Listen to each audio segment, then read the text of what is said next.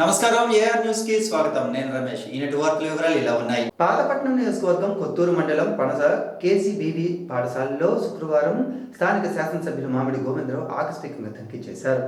Regular ఒప్పంద ఉద్యోగుల సమయపాలన పాటించాలని ఈ సందర్భంగా ఆయన పేర్కొన్నారు. అలాగే విధుల్లో అలసత్వం వహిస్తే చర్యలు తప్పవని ఆయన హెచ్చరించారు.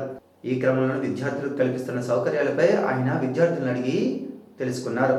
చుట్టుపక్కల పరిసరాలను పరిశీలించి పాఠశాల విద్యార్థులు ఉపాధ్యాయులతో సమావేశం ఏర్పాటు చేశారు. విద్యార్థులతో కలిసి భోజనం చేసి అక్కడ వసతి, భోజనం, ఇతర సమస్యల గురించి విద్యార్థులను ఆయన అడిగి తెలుసుకున్నారు. ఎటువంటి సమస్యలున్నా తన దృష్టికి తీసుకురావాలని విద్యార్థులకు, ఉపాధ్యాయులకు ఈ సందర్భంగా మామిడి గోవిందరావు సూచించారు. అభివృద్ధి ప్రదాత ముఖ్యమంత్రి చంద్రబాబుతోనే రాష్ట్ర అభివృద్ధి సాధ్యమని కల్లేపల్లి గ్రామస్తులు పేర్కొన్నారు. శ్రీకాకుళం నగరంలోని విశాఖ ఏ కాలనీలో ఉన్న ఎమ్మెల్యే కార్యాలయంలో ఎమ్మెల్యే శంకర్ సమక్షంలో కల్లేపల్లి గ్రామస్తులు టీడీపీలో శుక్రవారం చేరారు. ఈ సందర్భంగా ఎమ్మెల్యే వారికి పార్టీ కండువాలను వేసి ఆహ్వానించారు. ఈ సందర్భంగా గ్రామస్తులు మాట్లాడుతూ గత వైకాపా ప్రభుత్వ పాలనలో గ్రామాల్లో అభివృద్ధి కొరవైందన్నారు. గ్రామాల్లో కనీస మౌలిక సదుపాయాలకు నోచుకోలేదన్నారు.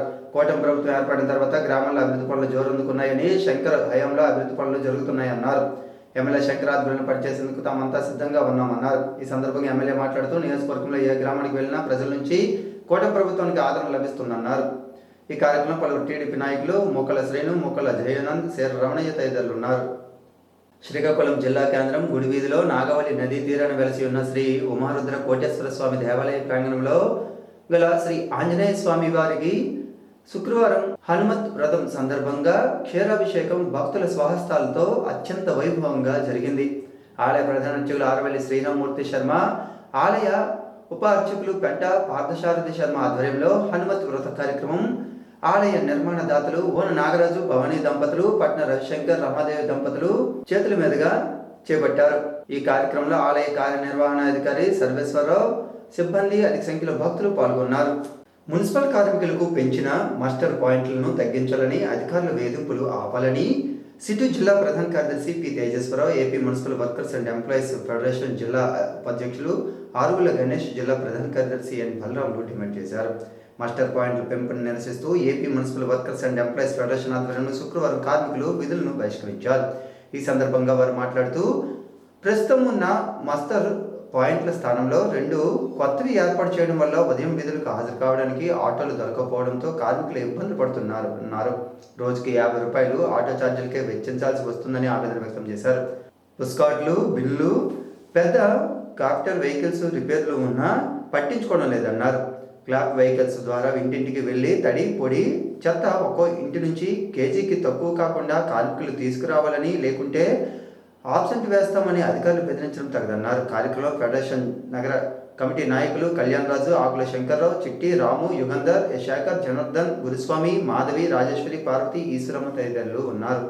దళారీ వ్యవస్థను కూటమి ప్రభుత్వం ప్రవేశపెట్టిందని వైకాపా జిల్లా అధ్యక్షులు ధర్మన కృష్ణదాస్ అన్నారు.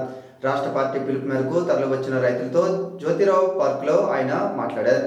రాష్ట్రంలో రైతులకు గిట్టుబాటు ధర లేకుండా ప్రభుత్వం చేయడం దుర్మార్గం అన్నారు. రైతు భరోసా కేంద్రాలను నిర్వీర్యం చేసిందన్నారు. తడిసిన ధాన్యాన్ని నిర్దేశించిన ధరకు కొనుగోలు చేసేలా అధికారులు చర్యలు తీసుకోవాలని, ఆర్బీకే వ్యవస్థ పునరుద్ధరించాలన్నారు. ఉచిత పంటల బీమా పథకాన్ని పునరుద్ధరించాలని, రైతు పెట్టుబడి సహాయం కింద 20,000 రూపాయలు ఇవ్వాలని డిమాండ్ చేశారు. అనంతరం జ్యోతిరావు పూలే పార్క్ నుండి కలెక్టర్ ఆఫీస్ వరకు భారీ ర్యాలీ నిర్వహించారు. అనంతరం జేసీకి వినతిపత్రం అందజేశారు. ఈ కార్యక్రమంలో జిల్లా పరిషత్ చైర్పర్సన్ విజయమ్మ, మాజీ ఎమ్మెల్యేలు Gorre Kiran Kumar, Chintala Ravi, Pedada Tilak, rural MPP Ambati Srinivasarao, Nirmala, ZPTC Divya, MV Padmavathi, Dumpala Lakshmanarao, Andavarapu Suribabu, Rajeswara Rao, Krishna తదితరులు ఉన్నారు. కాశీ అన్నపూర్ణేశ్వరి అన్నదాన పథకంతో నిత్యాన్నదానం ప్రారంభించామని, అన్నపూర్ణేశ్వరి దయతో నిరంతరం అన్నదాన కార్యక్రమాలను నిర్వహిస్తున్నామని red cross chairman P Jaganmohan Rao తెలిపారు.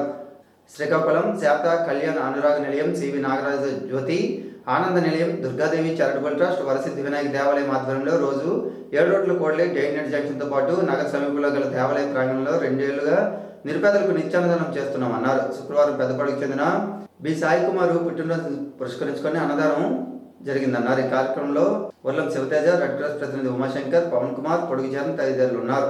శ్రీకాకుళం మున్సిపల్ ఇంజనీరింగ్ కార్మికుల రాష్ట్ర వ్యాప్త నిరసన కార్యక్రమం శుక్రవారం 7వ రోజుకు చేరుకుంది.